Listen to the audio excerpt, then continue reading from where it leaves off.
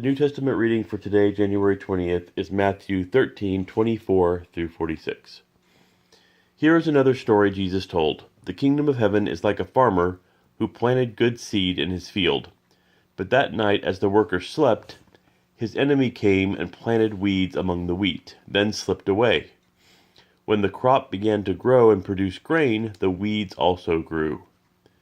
The farmer's workers went to him and said, "Sir, the field where you planted that good seed is full of weeds. Where did they come from?"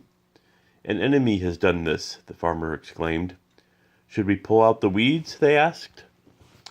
"No," he replied. "You'll uproot the wheat if you do. Let both grow together until the harvest. Then I will tell the harvesters to sort out the weeds, tie them into bundles, and burn them, and to put the wheat in the barn." Here is another illustration Jesus used. The kingdom of heaven is like a mustard seed planted in a field. It is the smallest of all seeds, but it becomes the largest of garden plants. It grows into a tree, and birds come and make nests in its branches. Jesus also used this illustration. The kingdom of heaven is like the yeast a woman used in making bread.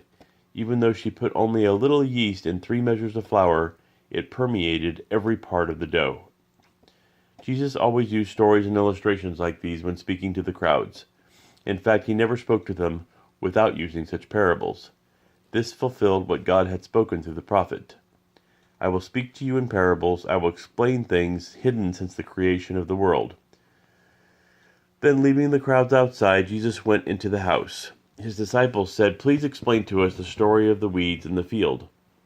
Jesus replied, "The Son of Man is the farmer who plants the good seed. The field is the world, and the good seed represents the people of the kingdom. The weeds are the people who belong to the evil one. The enemy who planted the weeds among the wheat is the devil. The harvest is at the end of the world, and the harvesters are the angels.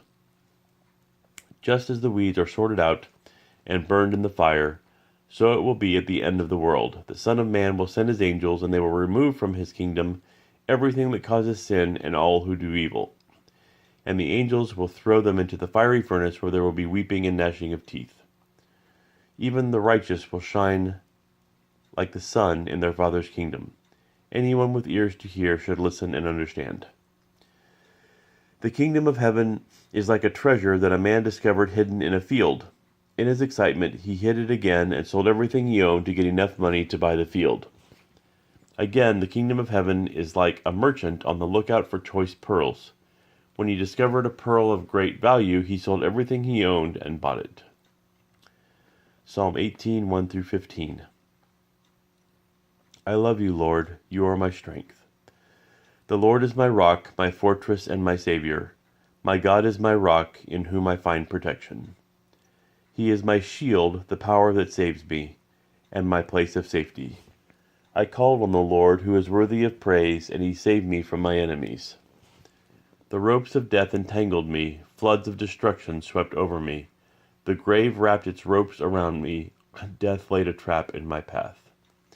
But in my distress I cried out to the Lord. Yes, I prayed to my God for help. He heard me from his sanctuary. My cry to him reached his ears.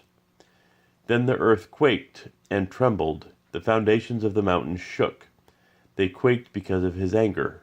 Smoke poured from his nostrils. Fierce flames leaped from his mouth.